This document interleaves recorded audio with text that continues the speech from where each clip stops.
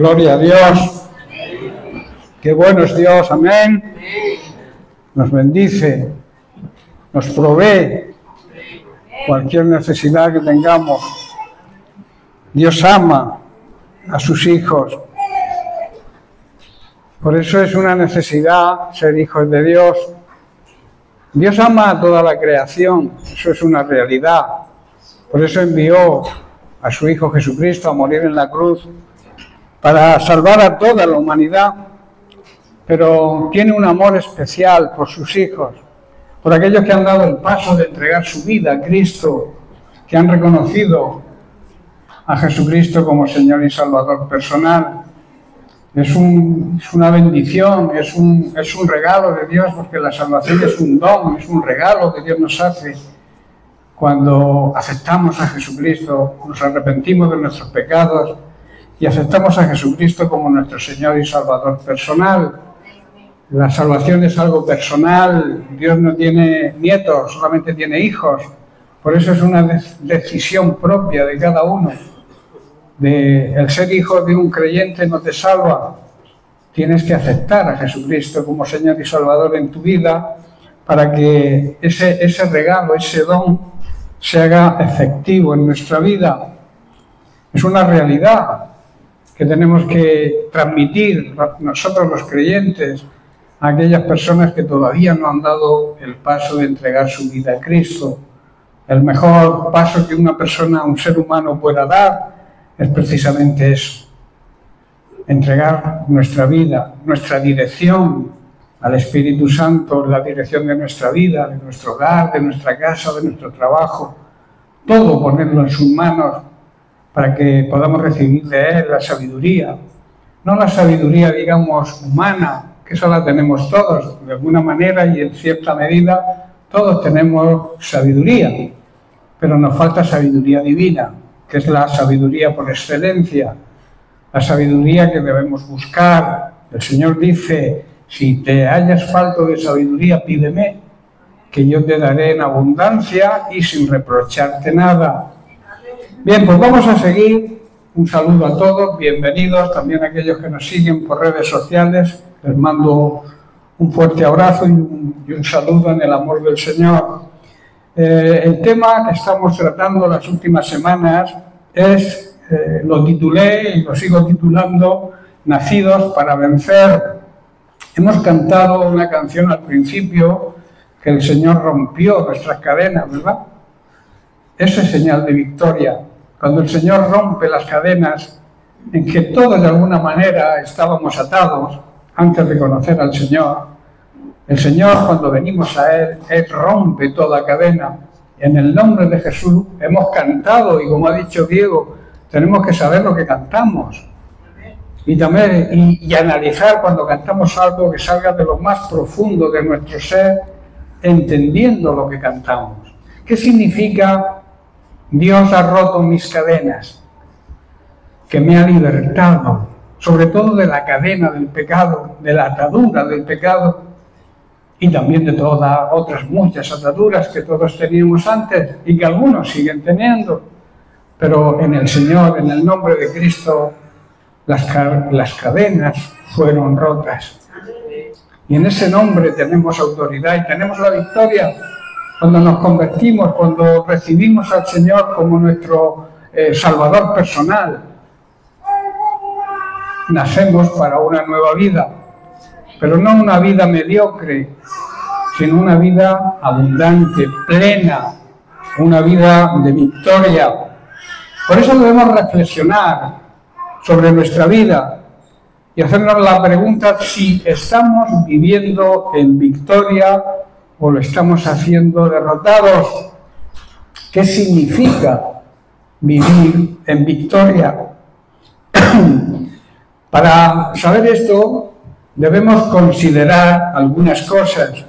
Primera cosa que tenemos que considerar, estoy haciendo un repaso rápido de lo que hemos dado hasta ahora, que debemos conocer nuestra identidad con Cristo. Debemos saber lo que somos y lo que tenemos en Cristo. También debemos contar con nuestra aprobación y aceptación de Cristo y de su salvación, pero no de una forma superficial, sino desde lo más profundo de nuestro ser. Y también necesitamos aprender a cooperar con Dios, y esto solamente se puede hacer cuando nos rendimos a Él, nos ponemos, digamos, a su servicio. Ser servidor, ser siervo de Jesucristo es un gran privilegio divino, y también una gran responsabilidad, porque tenemos que demostrar que somos buenos siervos. Amén. Y eso nos trae, ese privilegio nos trae primero una nueva libertad. Somos libres. Pablo en la carta a los Romanos nos dice que hemos sido libres para hacer el bien. Libres espiritualmente. La libertad espiritual significa que, según la Biblia, es vivir bajo el control y dirigidos por el Espíritu Santo.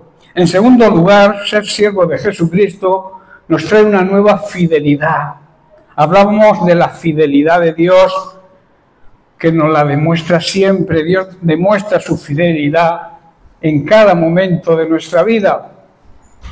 ¿Quién cree que Dios no es fiel? Dios siempre ha sido fiel. Por lo menos en mi experiencia, en mi vida personal, Dios nunca me ha fallado, siempre ha sido fiel. Pero también nos exige que nosotros seamos fieles con Él. Que a veces queremos su fidelidad, pero nos cuesta ser fieles con Él en todo. Hablamos de eso extensamente la semana pasada. Y un ejemplo claro de compromiso y de fidelidad lo tenemos en el propio Jesús, que es nuestro modelo a seguir. Jesús siempre fue ejemplo, siempre obedeció y fue fiel a Dios el Padre. Y en tercer lugar, ser siervo de Jesucristo nos trae una nueva forma de dar fruto. ¿Cuál es el fruto que Dios espera de nosotros? La santificación. Dar y reflejar el fruto del Espíritu Santo que mora, desde el momento que nos convertimos, el Espíritu Santo mora en nosotros y nos induce, nos empuja a vivir en santidad.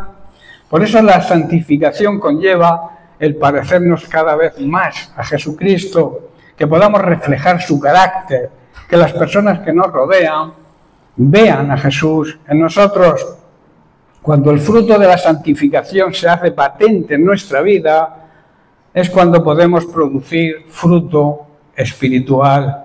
Si no vivimos en santidad, nunca produciremos el fruto del Espíritu Santo. Este proceso, sin duda, necesita nuestra colaboración. Dios trabaja y hace su obra, pero necesita que nosotros colaboremos con Él, con nuestro esfuerzo, con nuestra valentía y sobre todo con nuestra fe. Recordemos la afirmación de David en el Salmo 138, verso 8, donde en oración declara: el Señor dice, cumplirá su propósito en mí, tu misericordia, oh Dios, es para siempre, no desampares la obra de tus manos. Al decir David esta afirmación, el Señor llevará a cabo sus planes que tiene para mi vida, David, con esta oración, declara y reconoce la fidelidad y el amor de Dios, y que David, estaba dispuesto a hacer todo lo necesario para que el propósito de Dios se cumpliera en su vida. Y esta debería ser nuestra oración. Nuestra oración al Padre tendría que ser: Señor, yo voy a hacer todo lo posible para que tu plan, tu voluntad, tu propósito para mí se pueda cumplir. Porque a veces Dios tiene un propósito para nosotros, pero no se puede cumplir porque no tiene nuestra colaboración, que es necesaria. Somos colaboradores de Dios. Amén. Pablo en 2 de Timoteo capítulo 1 verso 9 nos exhorta de la siguiente manera, refiriéndose a Jesucristo, dice: quien nos salvó y llamó con un llamamiento santo. Dios siempre nos llama con un llamamiento santo, un llamamiento a la santidad, no conforme a nuestras obras, sino según su propósito y la gracia que nos fue dada en Cristo Jesús antes de los tiempos de los siglos. En este versículo podemos resumir el propósito de Dios el cual nos salvó y nos llamó, nos hizo un llamado para vivir una vida de santidad. Y no lo hizo porque lo mereciéramos, sino porque ese era su plan desde antes del comienzo de los tiempos, para mostrarnos su gracia por medio de Jesucristo. Esto se hará una realidad cuando nosotros respondamos a su llamado, porque Él nos llama, pero la clave está en nuestra respuesta. Si Él nos llama y tú nos respondes, no respondemos, el plan nunca se va a poder cumplir, aunque quiera hacerlo. ¿Estáis comprendiendo? Por eso la clave es dar fruto espiritual en nuestra vida. En Gálatas capítulo 5, verso 22 leemos, dice, pero la clase de fruto que el Espíritu Santo produce en nuestra vida es amor basado, o sea, se basa todo, por eso va en primer lugar en el amor, alegría, paz, gozo, paciencia, gentileza, bondad, fidelidad, que hablábamos la semana pasada, humildad, control propio. Y añade el verso 23, dice, no existen leyes contra estas cosas.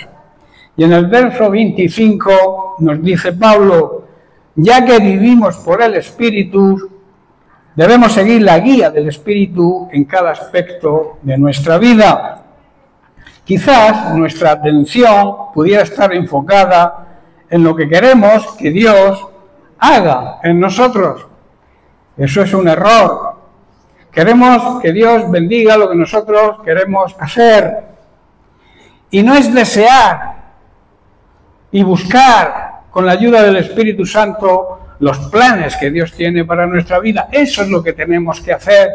Buscar con la ayuda del Espíritu Santo, que es quien nos guía, nuestro consejero. Es aquel que nos puede indicar la decisión que debemos tomar. Eso va a hacer que se puedan cumplir los planes de Dios para nuestra vida. Si tú quieres cumplir tus planes con la ayuda de Dios, tienes que enfocarlos, tienes que coordinarlos, tienes que ponerlos en el orden de los planes de Dios, porque si no, no funciona. Dios prioritariamente desea una transformación, un cambio radical en nuestra vida, que seamos transformados en nuevas personas. En griego esto se le llama metamorfosis.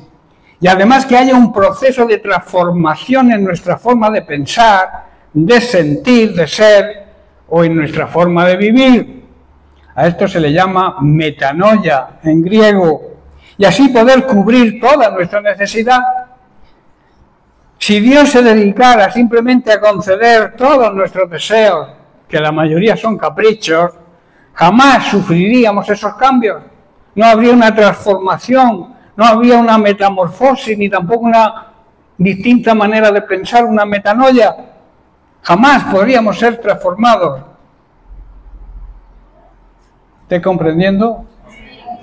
En Romanos capítulo 12, verso 2, Pablo nos dice, no os conforméis a este siglo, sino transformaos por medio de la renovación de vuestro entendimiento, o sea, mediante la metanoia, para que comprobéis cuál sea la buena voluntad de Dios, agradable y perfecta. Hermanos, no debemos imitar y mucho menos seguir las conductas, ni las costumbres, ni las tradiciones de la gente de este mundo, que vive de espaldas a Dios. Más bien, lo que tenemos que hacer es dejar que Dios nos transforme en personas nuevas y cambie nuestra forma de pensar. De esta manera aprenderemos a conocer la voluntad de Dios. No hay otra manera. Y entonces Dios nos va a bendecir cuando nos pongamos en ese orden, porque su voluntad siempre es buena, agradable y perfecta. El Espíritu Santo tiene poder suficiente para cambiarnos en nuestro ser interior. Pero para eso, para que eso se produzca, para que ese cambio se produzca, es un proceso que lleva un tiempo. Ejemplo, la metamorfosis, la transformación que sufre la mariposa. Eso no se hace de la noche a la mañana, ¿verdad? Todos sabéis cómo cambia, ¿verdad? Cómo se llega a ser una mariposa. Primero se es una oruga, un gusano feo y repelente. Eso es símbolo de lo que nosotros éramos antes de conocer a Cristo. Éramos así. Luego en una crisálida oculta en un capullo. También tenemos este proceso en nuestra vida. Nos ocultamos por el qué dirán, ¿verdad? Sobre todo al principio cuando nos convertimos, vamos como de la secreta. Que nadie sepa que voy a la iglesia evangélica. Nos metemos en el capullo o capillo, que también se le llama, que es donde se encierra el gusano, hila con su baba y se transforma en una crisálida. Y por último se convierte en una preciosa mariposa que vuela y todos la admiran por su belleza. Simboliza la madurez, el ansia de evangelizar, el ansia de no escondernos, que la luz de Cristo se vea y que los demás puedan admirar la belleza de nuestra vida, símbolo de la mariposa volando, ¿verdad? Para poder dar el fruto perfecto que produce el Espíritu Santo, es necesario, igual que cualquier fruto, un tiempo para crecer y madurar. De ahí que necesitamos paciencia. Paciencia es saber esperar aunque algo se desee mucho. Y también no devolver un mal gesto con otro mal gesto, una palabra con otra palabra. Y también es tener paciencia con los demás, con aquellos que nos injurian. Esos dos significados tiene la palabra paciencia, pero aquí podemos aplicarla a saber esperar cuando algo se desea mucho. De ahí que necesitamos, como digo, esa paciencia y esa perseverancia, mantenernos firmes y sobre todo fe para creer que Él, Dios, está trabajando. Dios no deja de trabajar, Dios no se toma vacaciones. Incluso cuando nosotros no veamos los resultados en el tiempo que nosotros queremos, ¿verdad? Pero al final Dios es fiel y Él trabaja en nuestra vida, nos exige nuestra valentía, nuestro esfuerzo, nuestra paciencia, nuestra confianza, nuestra perseverancia, pero al final a su tiempo, no al nuestro. Él siempre responde. Dios siempre actúa, hermanos, en tiempo y forma perfectos y nunca se precipita. La precipitación nos conduce al fracaso muchas veces. El querer tomar una decisión para salir del problema, tomarla sin pensar, y a veces lo que hacemos es crear más problemas.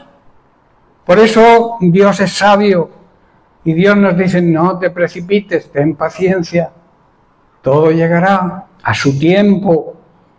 Aunque nosotros lo deseemos mucho, tenemos que poner a trabajar la paciencia, porque al tiempo de Dios se va a cumplir nuestros deseos, si están de acuerdo a la voluntad de Dios, claro está.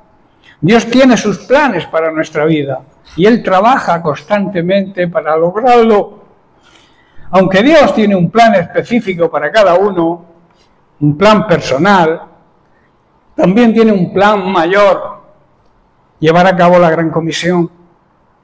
Que llevemos a cabo la Gran Comisión, que prediquemos el Evangelio, quizá más con nuestro testimonio que con nuestra boca, pero hay que hacerlo de las dos maneras, pero siempre que concuerde, que lo que prediquemos sea lo que hacemos. Si no, no vale, no sirve, pisoteamos el nombre de Cristo, tiramos por tierra el Evangelio. Pero para poder llevar a cabo la Gran Comisión, para que se cumpla ese plan mayor de Dios, se necesita el carácter de Cristo en nosotros. Que el carácter de Cristo se forme dentro de nosotros. Por eso tenemos que preguntarnos ante cualquier problema, situación difícil: ¿qué haría Jesús en mi lugar? Que muchas veces no nos preguntamos, y es una pregunta que deberíamos hacernos, porque tomamos cantidad de decisiones, reaccionamos de distinta forma y muchas veces mal. porque no le preguntamos o no nos preguntamos qué haría Jesús en nuestra situación. Jesús pasó por lo que tú puedas pasar, y más todavía. Él fue experto en sufrimiento, el campeón del sufrimiento. Preguntémonos antes de responder mal o tomar una decisión, ¿qué haría Jesús? Dios siempre sabe lo que hace, hermanos, aunque nosotros en principio no lo entendamos. A veces hay cosas que quizá muchos creyentes le pregunten a Jesús, ¿por qué me ocurre esto? Nunca deberíamos hacer esa pregunta, sino ¿para qué me está ocurriendo esto? ¿Qué plan tiene el Señor si somos unos verdaderos cristianos? Porque si somos malos cristianos, el problema son las consecuencias de nuestra maldad. Pero si somos buenas personas, buenos cristianos, llevamos a rajatabla la palabra de Dios, aunque tenemos nuestros errores, nuestros fallos, porque somos humanos, y nos ocurre algo, lo que tenemos que preguntarle al Señor es ¿por qué? No, ¿para qué? ¿Comprendéis? La oliva, para producir fruto, el preciado fruto del aceite, que por cierto está bien caro, ¿verdad?, debe pasar por el proceso de ser prensada. Y esto es símbolo de sufrimiento. Jesús pasó este proceso en Getsemaní, que por cierto se llama, curiosamente, significa prensa de aceite. Charles Spurgeon dijo lo siguiente: el propósito principal del Evangelio no es ahorrarte del sufrimiento presente, sino del sufrimiento eterno, de nuestra condenación eterna. Ese es el propósito del Evangelio, que no nos condenemos, que aprendamos a sufrir aquí, porque el sufrimiento nos hace madurar, nos hace confiar en el Señor, porque si todo nos va bien, ¿para qué necesitamos a Dios, verdad? Por eso Charles Spurgeon dijo eso: el propósito principal del Evangelio no es ahorrarte el sufrimiento. Jesús se podía haber ahorrado el sufrimiento, ¿verdad? Y con un chasquido de dedos terminar con la humanidad pecadora que éramos todos. Pero Él pasó por el sufrimiento y además lo hizo con gozo, para que su sufrimiento diera el fruto de la salvación en nosotros. Dios sabe cómo hacer las cosas para que podamos producir el fruto del Espíritu Santo, el fruto espiritual que debe producir todo hijo de Dios, aún en tiempos de sufrimiento. A veces producimos fruto cuando todo va bien, ¿verdad? Pero el fruto hay que producirlo también cuando las cosas no nos van tan bien. Para lograr esto, necesariamente nos hará experimentar y atravesar Dios por diferentes pruebas y luchas. Esto es posible que no tenga sentido para algunos, que no lo entiendan, pero Dios sabe perfectamente por qué lo hace. Él es soberano, Él tiene el control, Él sabe. Debemos pedirle, por tanto, al Señor que su plan se cumpla en nosotros, que se cumpla su propósito, que nosotros estamos dispuestos a hacer lo que sea para que ese propósito se cumpla y que podamos reflejar el carácter de Cristo, su amor, su misericordia, su bondad. En definitiva, que hagamos su voluntad produciendo el fruto del Espíritu Santo en todas las circunstancias de nuestra vida, como he dicho, en tiempos de bonanza y también en tiempos de sufrimiento. Bien, pues en cuanto a su voluntad, Dios siempre tiene una planificación para nosotros. Él planifica nuestra vida, Él planifica el plan, de ahí viene, planificación viene de plan, el plan que tiene para nosotros. Ahora, ¿cómo y cuándo Dios planifica su voluntad para nuestras vidas? ¿Cuándo creéis vosotros que Dios empieza a planificar nuestra vida, al hacer un plan para nuestra vida? ¿Cuándo?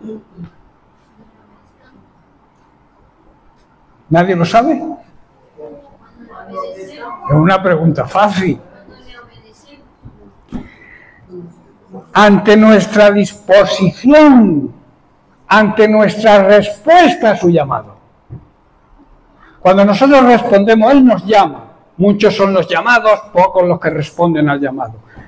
Cuando Dios nos hace ese llamamiento santo, ¿nosotros respondemos o no respondemos? Dios tiene el plan, pero para que se cumpla ese plan tenemos que responder. Si no, es imposible. ¿Comprendéis? Si no hay respuesta, aunque se tenga el llamado, escuchad bien, Dios no planifica. Tú podrás tener un llamado a predicar en todas las naciones, ser un gran evangelista. Dios te puede utilizar, pero tienes que responder a su llamado primero. Si no, jamás te va a utilizar. Dios hace planes cuando ve nuestra respuesta. Positiva, claro, porque también podemos responderle que no. Esto es lo que ocurrió en el llamado de Saulo, posteriormente llamado Pablo, el gran apóstol, escritor de medio Nuevo Testamento, ¿verdad? Era perseguidor e impedernido de los cristianos. Y Dios lo llamó. Imaginaos, la persona más cruel del mundo, Dios la puede llamar. Si responde a su llamado de una forma positiva. Hechos capítulo 22, versículos 6 al 10. Vemos su propio relato de su conversión, de su transformación, de su cambio radical. Él mismo lo cuenta de esta manera.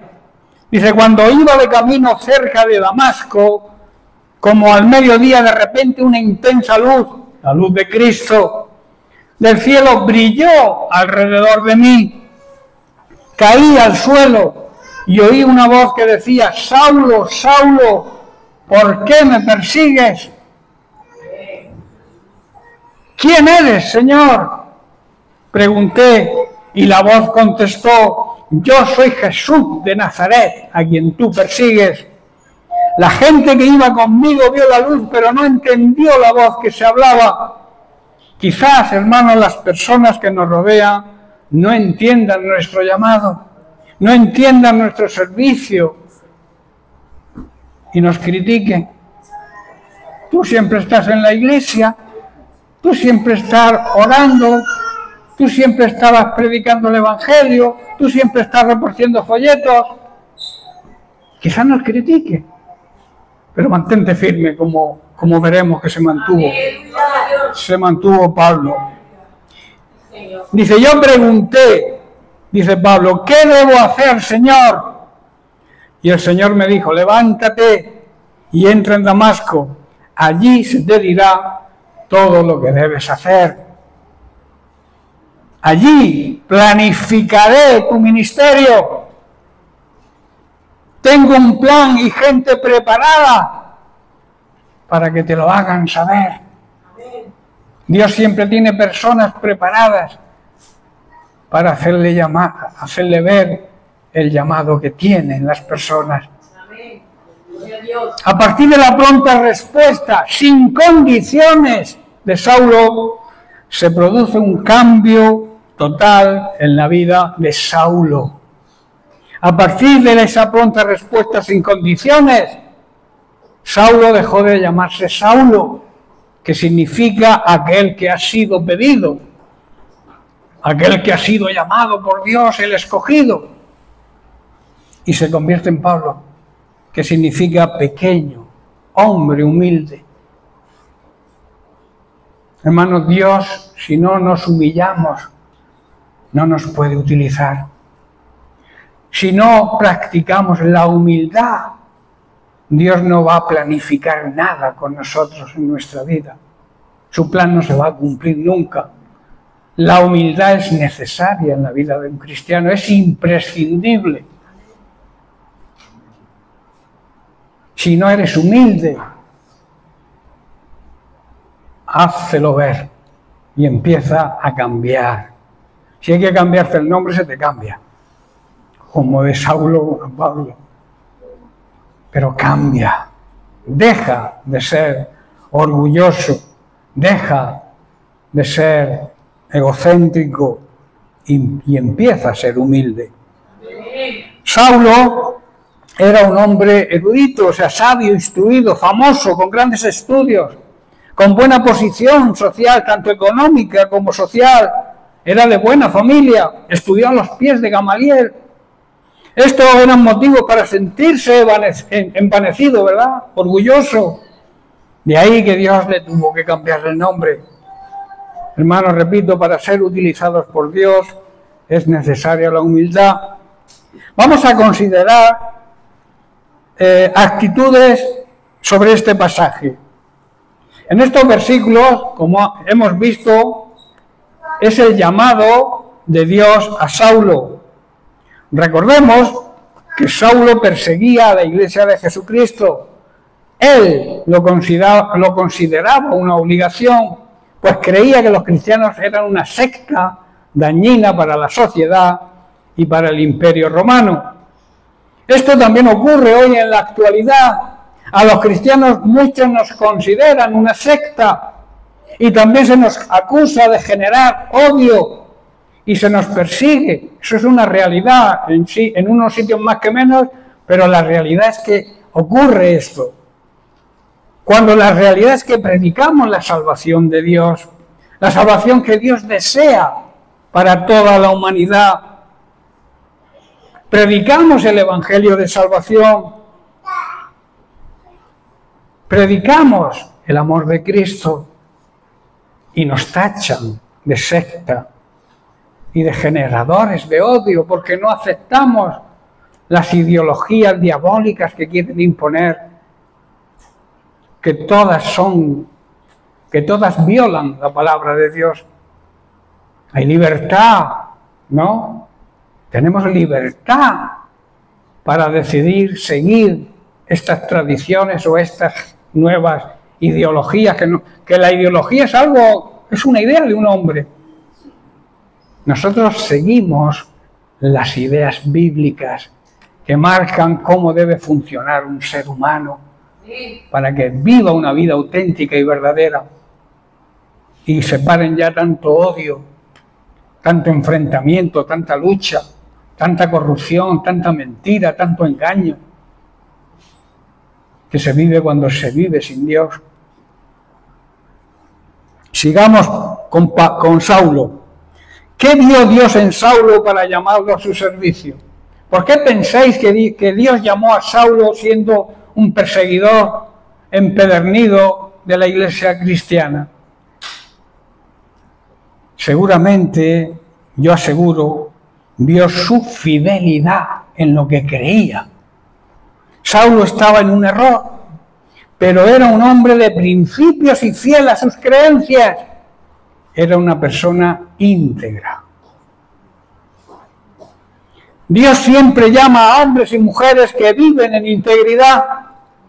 Pueden que estén en un error, pero después de tener un encuentro personal con Cristo como lo tuvo Saulo, se recibe una nueva manera de pensar, hay una transformación, metanoia y metamorfosis, hay un cambio radical y se desea conocer la verdad. Se desea conocer a Cristo, que es la verdad, que es lo que Saulo decidió. ¿Quién eres? Y cuando el Señor se le mostró quién era, él tuvo una revelación extraordinaria de quién era Jesús. De ahí que cuando Saulo tuvo ese encuentro con Jesús, cayó de su montura. Esto simboliza precisamente que se dio cuenta de que caminaba en un sentido equivocado. Hay una frase, un dicho popular que dice, a ver si te caes ya del burro, ¿no? Cuando alguien se empecina en algo y está en un error, llega otro que le dice, amigo, a ver si caes ya del burro, que estás equivocado. Eso es lo que ocurrió con Saulo.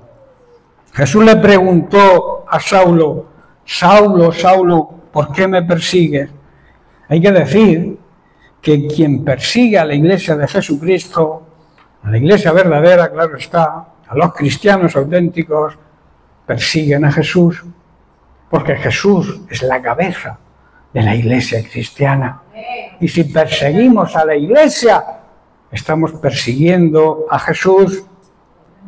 Por eso, ojo, porque a veces la persecución está dentro de nuestras mismas congregaciones. Mucho ojo. La murmuración, la crítica, la calumnia, esto también es perseguir a la Iglesia de Jesucristo. Cuando tú calumnias, insultas, murmuras, criticas a un miembro de la congregación, llévate mucho ojito. Estás persiguiendo a la Iglesia de Jesucristo, a su cuerpo. ¿Sabéis de dónde salió la Iglesia?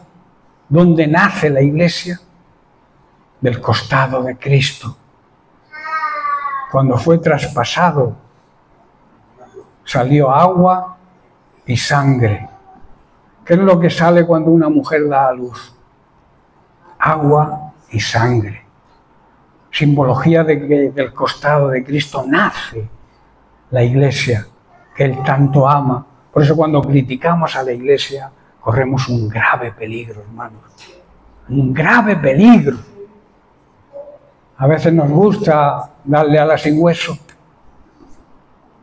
Hay personas que su hábitat es la calumnia, la murmuración, la crítica. Déjalo todo eso, porque un verdadero cristiano ni murmura, ni critica, ni calumnia a nadie.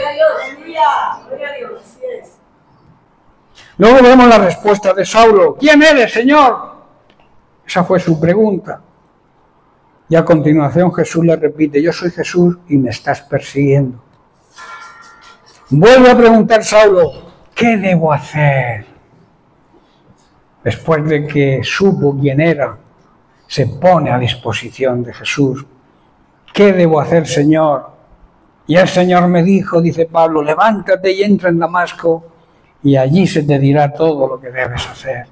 Y os dais cuenta, la respuesta de Pablo fue pronta, ¿verdad? Total y sin poner condiciones. A veces cuando Dios nos llama, lo primero que hacemos es, Señor, ¿a mí? ¿A mí? ¿Por qué? Si no estoy preparado todavía. Pues si no estás preparado, prepárate. Porque Dios te puede llamar en cualquier momento a su servicio. Dios quiere que se levanten los 5 ministerios en todas las iglesias. Pero tenemos que estar dispuestos a pagar el precio.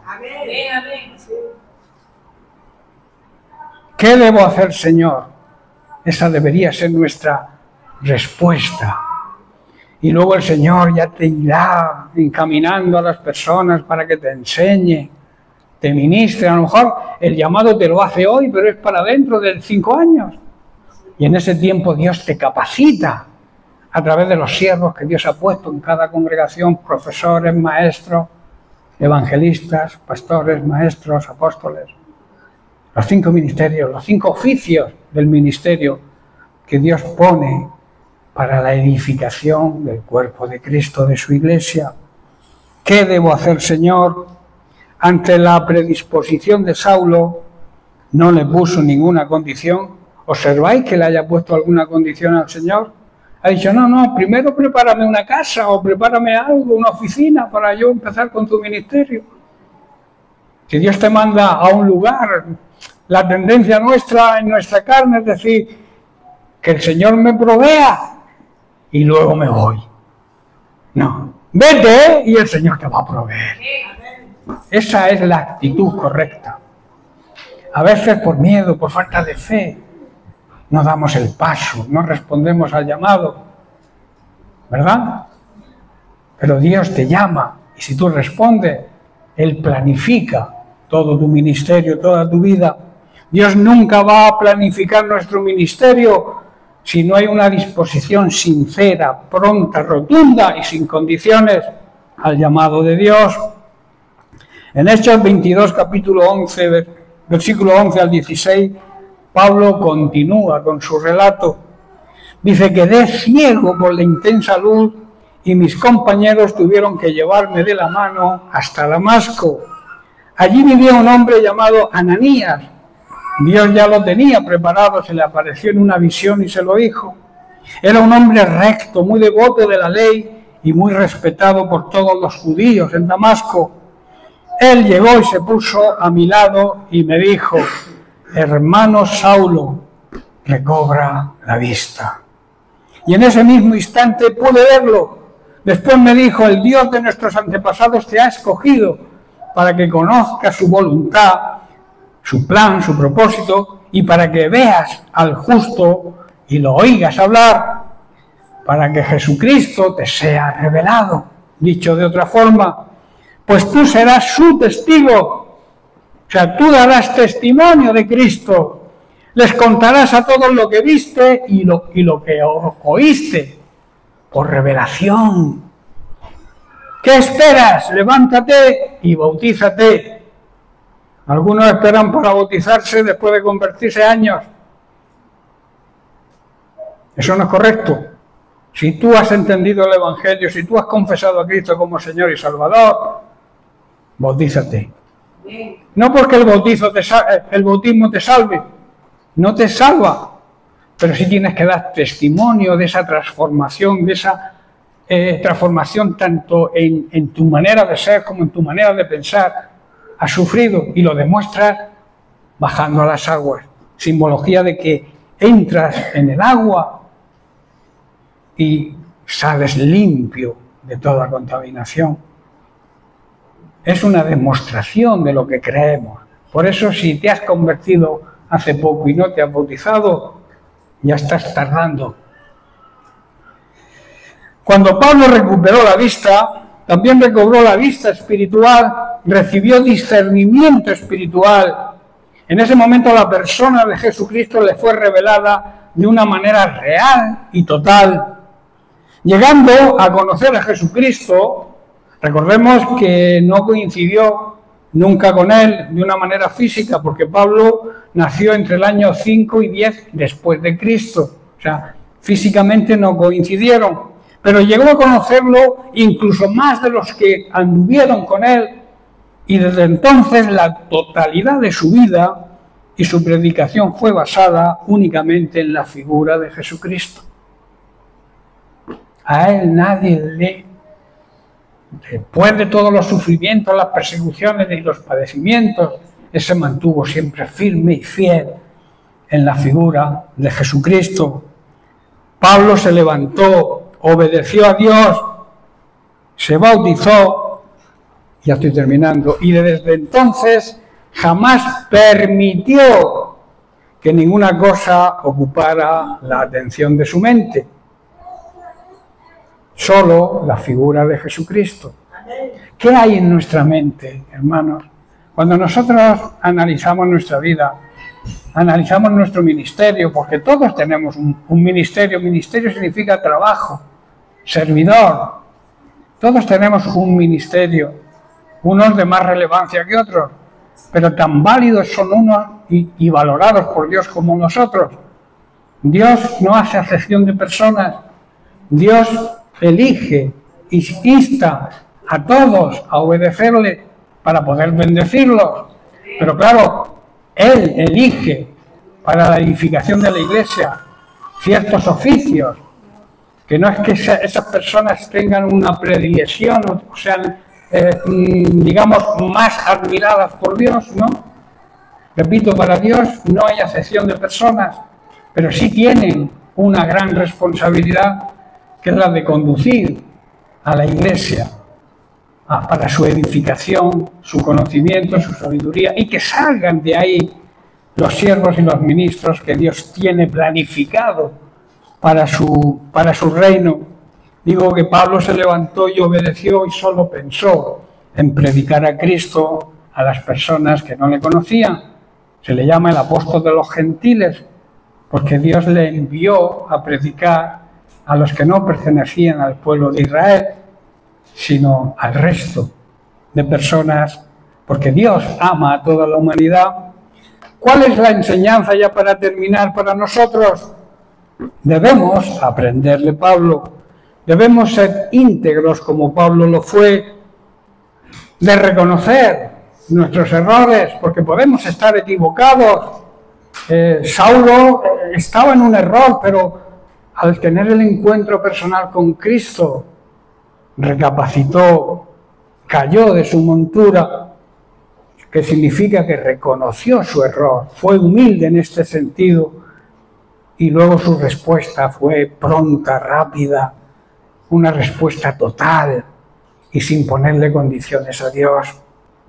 Nunca debemos permitir, hermanos, que nada ni nadie nos desvíe del propósito de Dios al llamarnos, y que sepamos discernir a Jesucristo, que sepamos que Jesucristo fue revelado a Pablo y también se puede revelar a nosotros de la misma manera.